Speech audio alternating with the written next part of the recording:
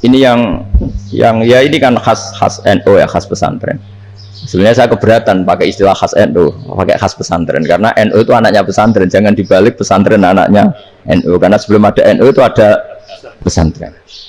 Tapi kayaknya Unisma lebih suka pakai bahasa NU dan saya ya agak-agak orderan yang terpaksa disuruh ngomong. Ini agak apa ya, agak kacau sebetulnya, ini agak kacau. Jadi NU itu sama pesantren itu tua pesantren. Jadi NU dilahirkan pesantren, bukan dibalik pesantren dilahirkan NU. Sehingga barokahnya didirikan pesantren ini, kadang nyuwun sewu sekali berbahasim itu kadang ide besar beliau itu ora dituruti wong NU. Jadi Mbah Hasim cara kula kok dadi Mbah Hasim ya mangkel. Mbah Hasim itu ngarang meno kentong. Nggih ngarang meno beduk, tapi NU nganggo kentong. Beduk. Dan uniknya Mbah Hasim enggak tersinggung. Karena ciri khas pesantren itu membolehkan perbedaan apa? Pendapat. Itu masyhur khilafnya Mbah Hasim sama Mbah Fakih Mas Kumambang. Itu sampai dikitabkan. Saling ngeritik, saling macam-macam lah. Jadi cara berpikir Mbah Hasim ketika Nabi rembukan, ini gimana ya cara menentukan waktu sholat ya? Ya pakai kentong ya Rasulullah, zakalin nasoro itu untuk orang Nasrani. Ya pakai buk itu trompet, zakalil Yahud itu untuk orang Yahudi. Terus, ada yang lagi pakai api ya Rasulullah, zakalil Majusi itu orang Majusi. Setelah itu ada orang datang lari-lari cerita mimpi azan tadi. Ya itu terus dipakai sarana pemanggilan sholat ya azan itu. Sehingga Mbah Hasim menolak kentong. Karena mantas sababi kaumin bahwa ini beliau keras sekali sampai bilang haram. Beliau judulnya ya haram, al-jasus antakrimin nakus. Setelah naskah itu sampai ke Mbah Fakih Mas Kumambang di Gresik situ, di daerah Dukun situ. Dulu nggak ada WA ya, jadi sampainya ya lama. Makanya saya sampai sekarang nggak punya WA karena ya saya ulama kan, kalau WA-an terus ya jadi ulama. Ya jadi ulama main WA-an terus itu. Nah itu termasuk rektor gak kau berpikir itu mesti kebanyakan WA. Karena kan otaknya didikte oleh sesuatu yang masuk, sesuatu yang dilihat itu kan pasti mendikte kita. Beda kalau yang nggak WA-an kan mikir apa kita yang menentukan. Kalau WA-an kan kita ditentukan. Mau mikir anaknya butuh apa gara-gara WA informasi Jakarta mikir Jakarta. Ada cara kewajiban ngapain kamu orang Malang mikir Jakarta. Gara-gara WA mikir Jakarta belum selesai ada berita di Sulawesi, mikir Sulawesi. Habis itu mikir NTT. Makanya semua orang sekarang merasa tokoh nasional gara-gara informasi yang masuk itu nasional. Jadi masih RT udah mikir gimana Gus Indonesia. Ada RT sampai lupa kalau dia itu RT. Jadi semua orang sekarang merasa tokoh nasional. Nah, itu gara-gara apa coba? Akhirnya semua orang juga punya ide tentang nasional. Harusnya negara begini-gini. Jebule wong sing duwe ikon iki sapa? RT. Ribet kan? Saya teruskan, setelah naskah itu sampai ke Kiai Fakih Mas Kumambang, beliau itu marah besar. Ini harus dilawan, dan saya bukan karena benci Mbah Hasim. Beliau teman saya ketika ngaji Kiai Mahfud di Mekah. Jadi Mbah Fakih dan Kiai Hasim itu teman ketika ngaji di Mekah. Terus cara ngelawan tuh lucu. Lucu. Gak ilmiah, tapi gak ilmiah wong alim tetap ilmiah. Di mana-mana serupa itu tidak sama. Ya kalau mungkin zaman Nabi di Medina itu, zaman itu kentong itu identik dengan milik Nasrani. Di Indonesia beda. Pos kampling ya kentong, kebakaran ya kentong, wae sarapan orang di LP ya pakai kentong. Jadi tidak ada jaminan kalau kentongan itu identik dengan Nasrani. Lalu haramnya di mana? Yang di mana-mana tasabuh itu identik. Ini tidak identik. Mulai masalah kan? Mulai masalah. Jadi beliau gaya judul Hazruus. Hazruus itu kepala bergeleng-geleng. Sekarangan kok ngene. Jadi sekarangan kok provokatif gitu. Nah, dan itu Mbah Hasim ya hormat Mbah Fakih ya hormat Mbah Hasim. Saya sendiri secara pribadi itu lebih suka pendapat Mbah Hasim sebetulnya. Karena bagi saya sholat itu sakral, ya sudahlah kalau sakral ya dipanggil dengan sesuatu yang sakral yaitu kalimat thayyibah azan.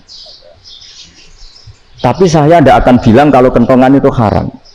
Karena kalau haram alasannya mirip orang Nasrani, sementara pos kamling ya pakai kentong, ada banjir ya kentong, ada kebakaran ya kentong, jadi tidak identik untuk misa atau untuk sholat ala Nasrani.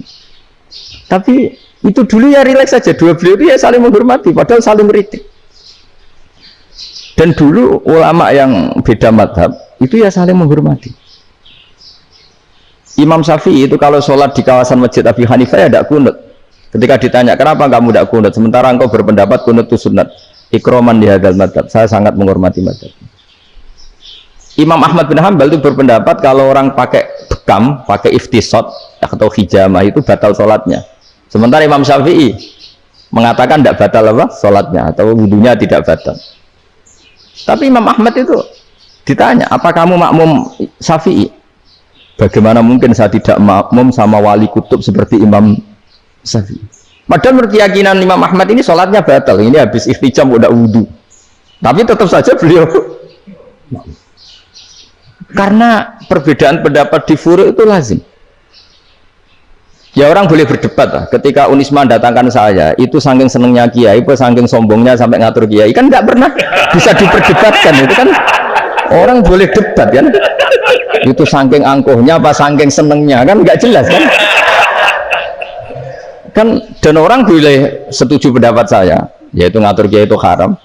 Setuju juga Pak Rektor, ekspresi mahabbah itu ya macam-macam.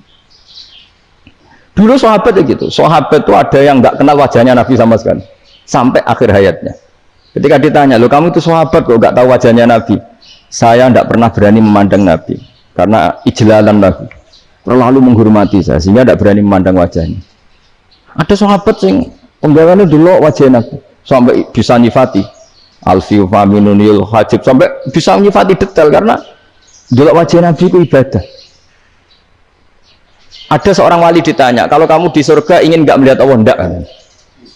Loh, tapi semua orang ingin melihat Allah. Unazzihu dzalikal jamal an-nadhari misli. Ben gak elek-elek Allah tak delok terima aku. Wong ra jelas. Berarti kok delok pengiran. Banyak. Jadi justru tapi karena saking takzimnya. Ndaklah mosok sak aku kok. Makanya saya berkali-kali cerita. Menurut kesepakatan ulama, soft awal itu paling baik. Tapi banyak juga wali yang kalau sholat itu di belakang. Kayak paling bener yang gue ngarep gitu. Lu bayangkan misalnya kamu semangat di soft awal di masjid haram, jebule sholatnya salah. Itu dari malaikat gayanya gue ngarep, jebule raro. Ini di sini wong, jebule bodoh gitu. Gayanya gue ngarep, jebule. Coba orang kalau sowan Mbah Mun, yang berani di depan itu kan ya ketuanya atau jubirnya kan, yang merasa tidak pati pinter-pinter kan mesti di pojokan. Artinya sudut pandang seperti itu ya sah saja, apa? Sah saja. Makanya banyak sahabat yang jarang sowan Nabi, alasannya takut ganggu Nabi.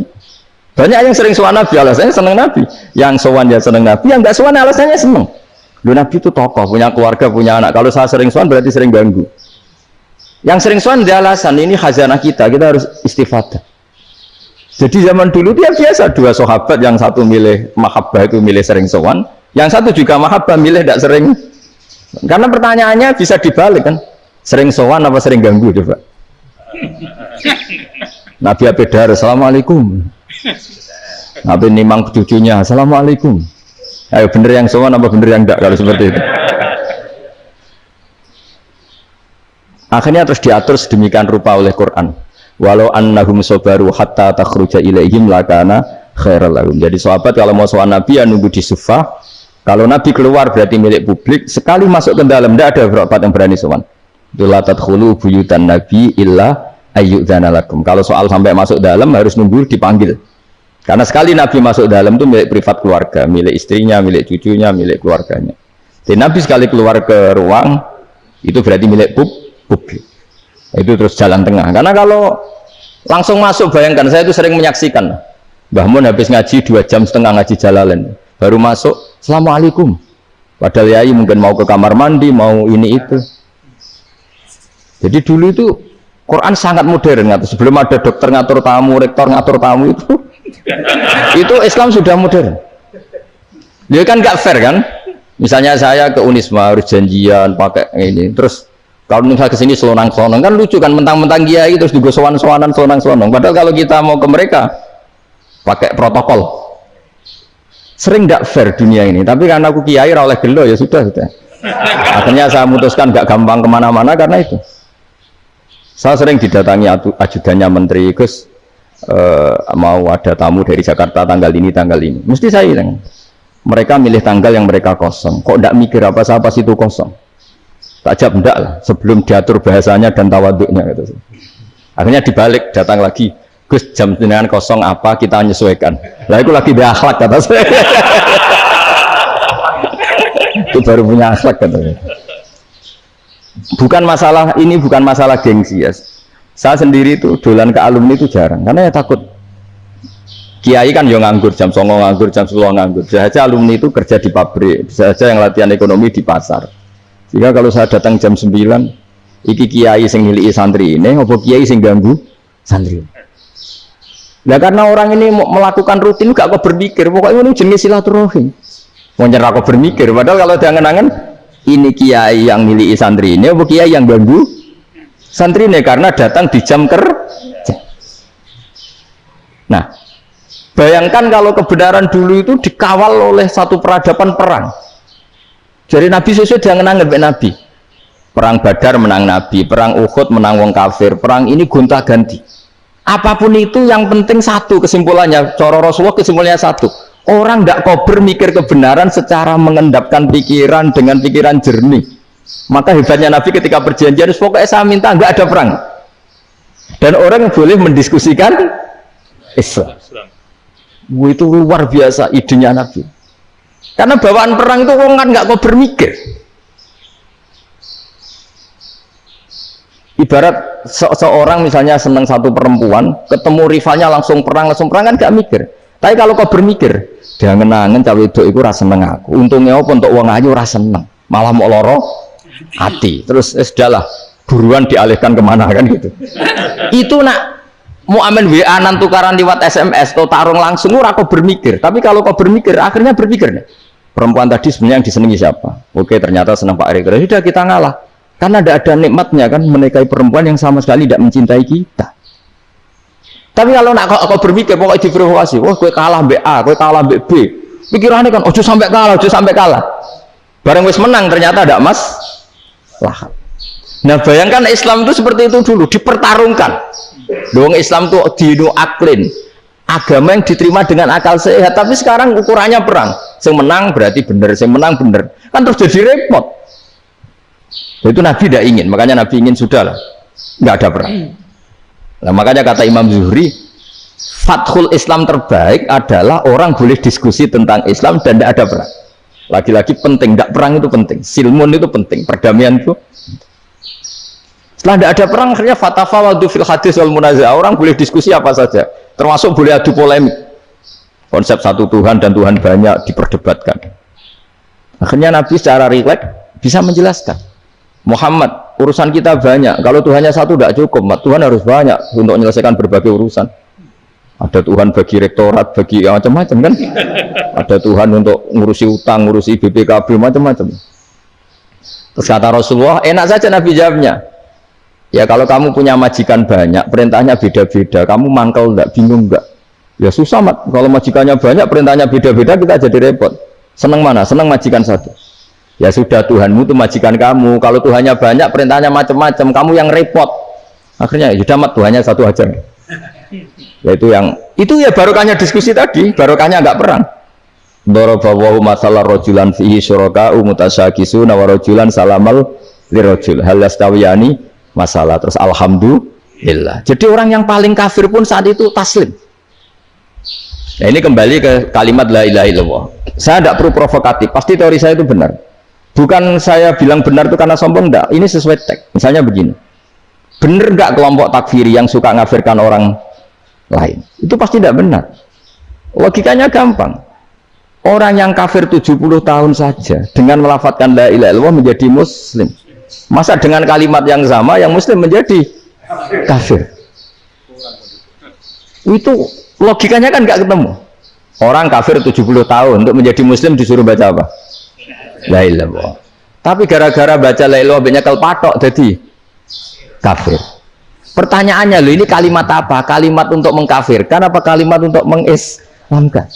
Karena yang kafir dengan kalimat itu menjadi Islam, ternyata yang Islam dengan kalimat itu menjadi kafir. Itu ketemu nggak? Cara logika itu kan nggak ketemu kan?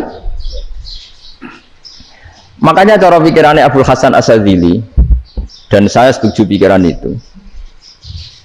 Istighfar ini boleh orang Jawa Timur protes karena kadang beda manhaj, tapi jangan protes saya, protes Abdul Hasan Asyadzili kualat nih sampean. Ketua Torekoh napa? Sadziliyah. Cara madzhab Sadzili, dan Anda boleh berbeda madzhab. Mencari khasnya wong kampus sing wani beda. Beda kapasitas lah, pokoknya butuhnya beda. Dan ketok pinter, ketok kritis tuh. Cara madzhab Abdul Hasan Asyadzili itu gini Pak Rektor. Jadi istighfar itu baik. Tapi ba'da kamali tauhid, setelah tauhidnya itu benar. Alasan beliau masuk akal. Ketika ada ayat fa'alam annahu la ilaha illallah wastaghfir li dzambik. Bihadil kalimah. Jadi orang boleh istighfar setelah tauhidnya benar. Alasannya Abdul Hasan Asyadzili begini. Qul lil ladzina kafaru iyantahu yughfar lahum ma qad salaf.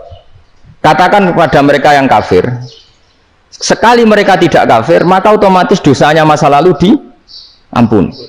Pertanyaannya, yang bisa menghentikan kekafiran itu kalimat apa? La ilaha illallah.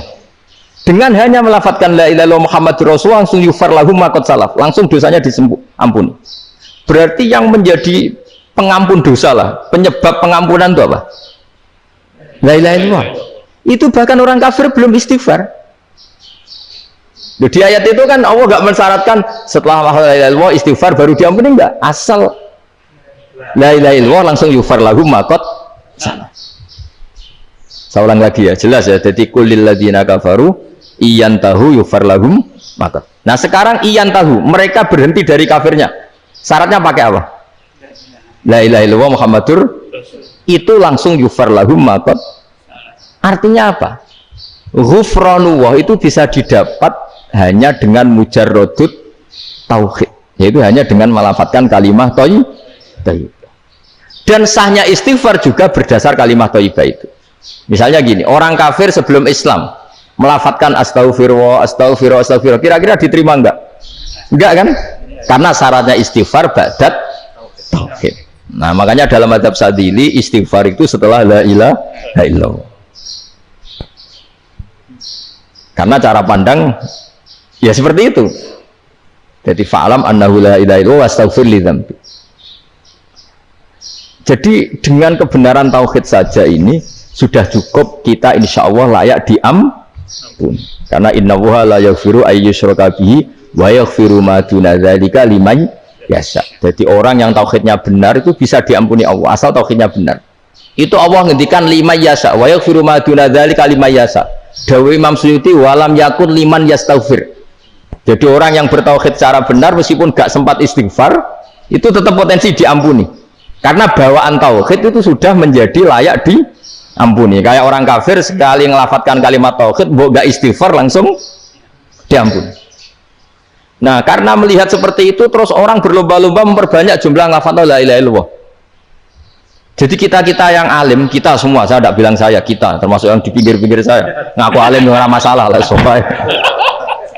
Kita semua yang alim-alim itu tahu bahwa la ilaha illallah itu super, sudah bawaannya tauhid, juga punya kelayakan